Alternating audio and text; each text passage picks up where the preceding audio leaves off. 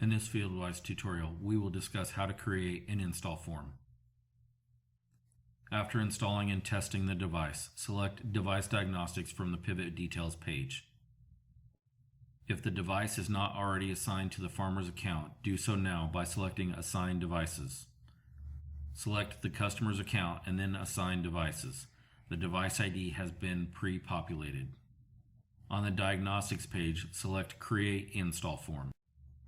Notice that if there are no alerts already created on that account for that device type, the system will generate a default status alert once the install form has been submitted.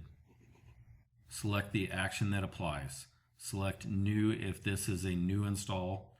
Add if a feature has been added, such as a pressure switch, start, and gun control or speed control.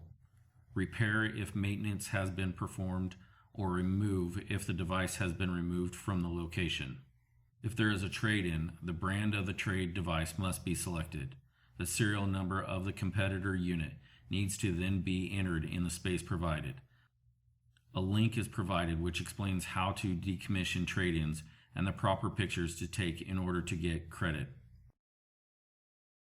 Select the pivot type, how the system is powered, and then the features that were wired or set up for the customer.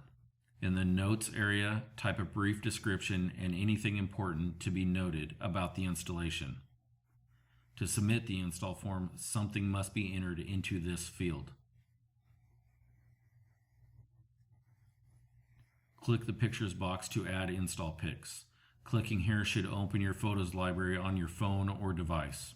Include a picture of the inside of all FieldWise enclosures showing all device IDs, a picture or pictures of all wiring that was performed, and a picture or pictures of all antennas that were mounted during the install. If there is a trade-in, then those decommissioned pictures need to be added as well. Failure to do so could void any trade-in credits issued. Click Submit when finished. Do not leave the page until the page shows that the install form has been uploaded. This concludes our video. Thanks for watching.